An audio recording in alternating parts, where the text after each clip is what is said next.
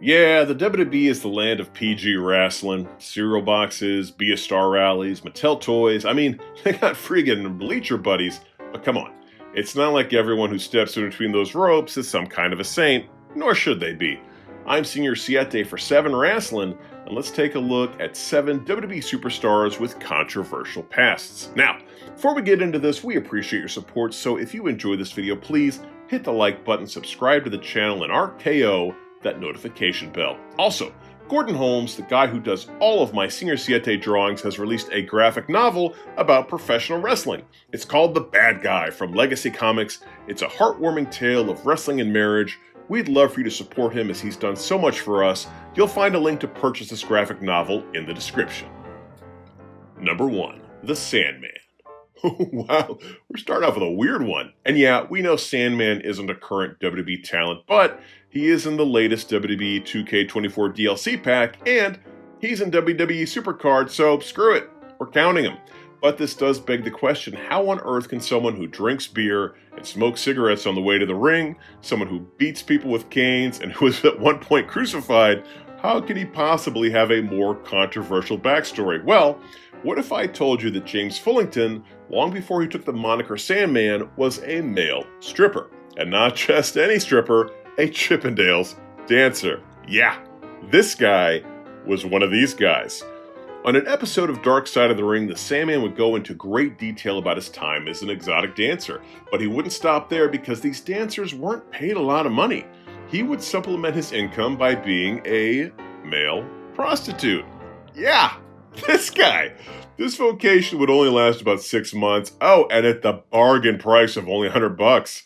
But he had to give it up when some state troopers tipped him off that they were going to bust the whole operation. Honestly, I find it kind of inspirational, because if the Sandman can be a male stripper, you and I, we can be anything.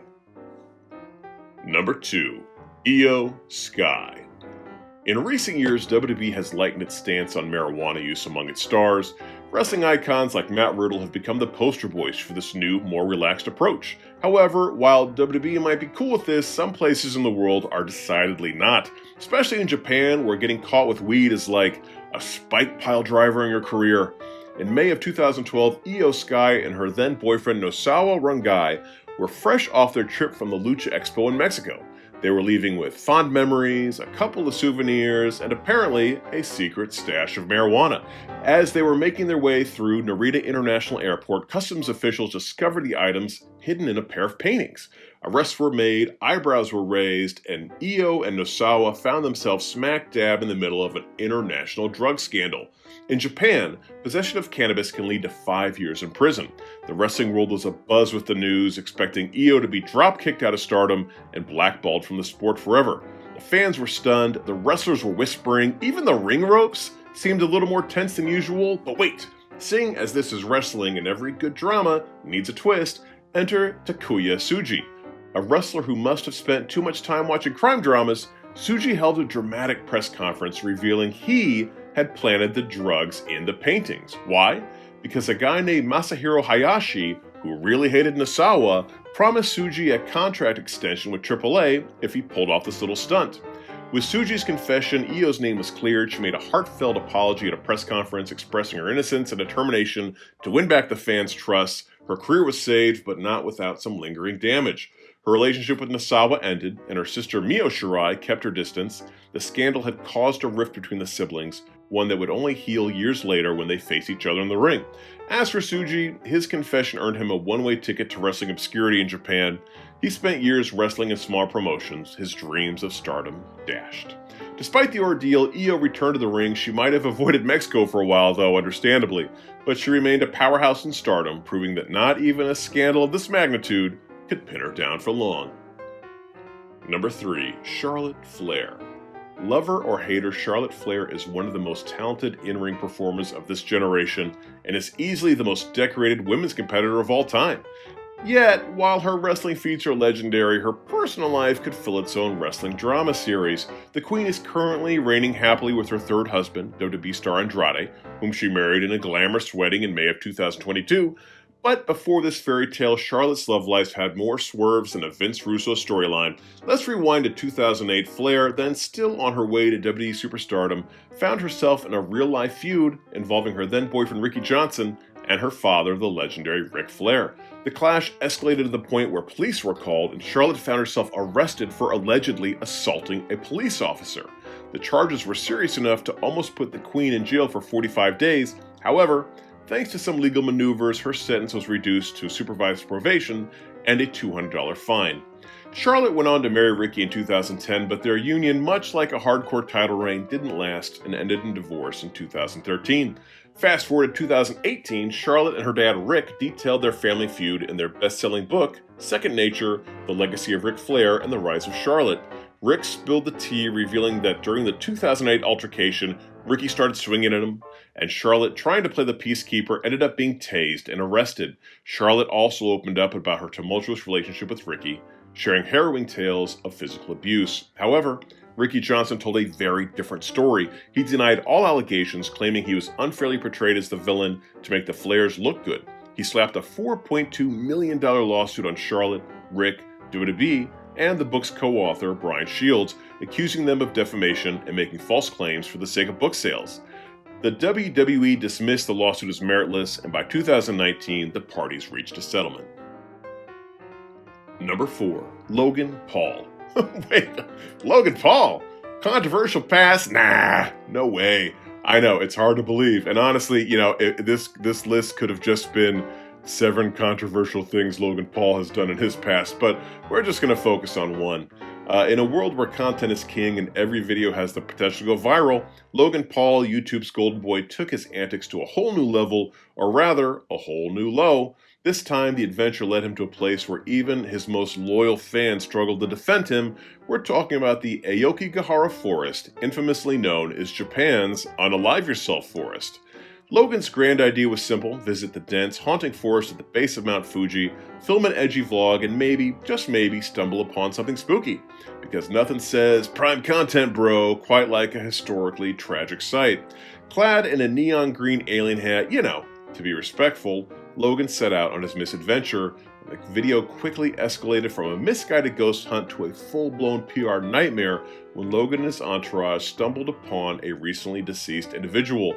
One might think this would be a cue, to turn off the camera and contact the authorities, but nah. In Logan's world, the show must go on. Yo, are you seeing this? Logan exclaimed, eyes wide as saucers, while his camera zoomed in and out, capturing the scene with, the subtlety of a jackhammer.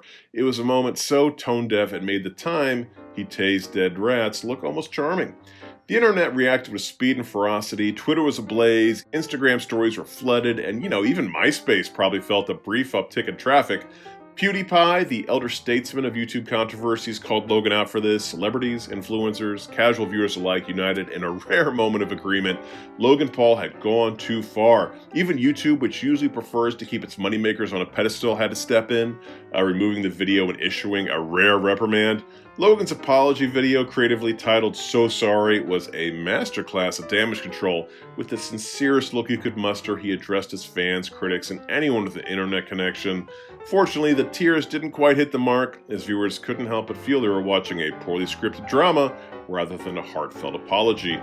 In the weeks following the debacle, Logan promised to donate to Unalive Yourself prevention organizations and even took a short hiatus from vlogging, and fortunately, he would never do anything douchey again. Except for ripping off his fans for millions in a crypto scam. Number 5. MVP. In the annals of criminal ingenuity, few capers rival the audacity of MVP's legendary cruise ship casino heist. It's the stuff Hollywood blockbusters are made of, except this one actually happened. Picture it: a balmy night at sea, the gentle roll of waves, and Hassan Assad, a 16-year-old with a plan that would make Danny Ocean do a double take. Armed with youthful exuberance and a dash of recklessness, Assad and his crew, none over the age of 21 years old, put their scheme into motion. They were in the money over 100 grand. Well, almost. One guy forgot 80 grand in the rush. Amateur move. What followed was a high-seas adventure worthy of a summer movie script. They had it all mapped out: the diversion, the getaway, the whole 9 yards. But, like all good things, especially those involving felonies, the cruise ship casino caper came crashing down. One of MVP's buddies snitched and left Assad holding the bag, quite literally, facing a mountain of charges: armed robbery, kidnapping. They had locked the casino staff in a closet, and a variety of other things. Assad's future looked bleak.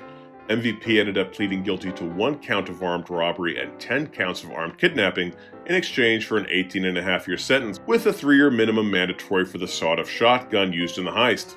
And thus, MVP's stint behind bars began. But prison life wasn't all hard knocks and lockdowns. It was there that Assad found an unexpected mentor in Daryl Davis, a correctional officer who moonlighted as a professional wrestler. He'd bring in tapes of matches which encouraged Assad to consider a career in wrestling. Released after nearly a decade, Assad didn't just leave prison, he left with a new lease on life and a single-minded determination. He'd joke, "I traded in my jumpsuit for spandex," and never looked back. Number 6. Liv Morgan. In the world of professional wrestling, stories of how stars are discovered often involve grueling training, relentless dedication, and unexpected twists of fate. For Liv Morgan, your current Raw Women's Champion, her journey to the squared circle began in a rather unconventional place, Hooters, the famed restaurant chain known for its wings and its unique atmosphere. And yeah, this backstory isn't nearly as controversial as any of the others.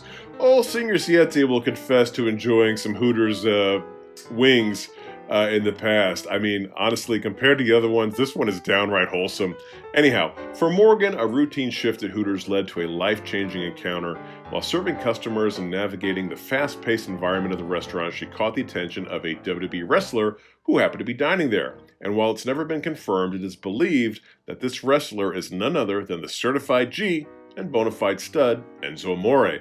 This encounter sparked a conversation that would alter her career trajectory. Due to her interest and knowledge in the sport, the wrestler would introduce her to Joe DeFranco, a strength and conditioning coach who worked with Triple H. This would allow Morgan to trade chicken wings for wrestling rings, and the rest, as they say, is history. Number 7. Randy Orton. A lot of second and third generation stars take detours before stepping into the ring. The Rock tried his hand at college football, Cody Rhodes attempted to become an actor, and Randy Orton joined the United States Marine Corps. Stationed at Camp Pendleton in California, Orton quickly realized that military life wasn't what he'd anticipated. Describing his 13-week boot camp as utter hell, Orton found the atmosphere filled with negatives he hadn't signed up for. During an episode of WWE Evil and later on Stone Cold Steve Austin's Broken Skull sessions, Orton candidly admitted that he lacked the courage to endure military life. Feeling trapped and desperate to leave, he went AWOL on 2 occasions, essentially disappearing from camp without authorization.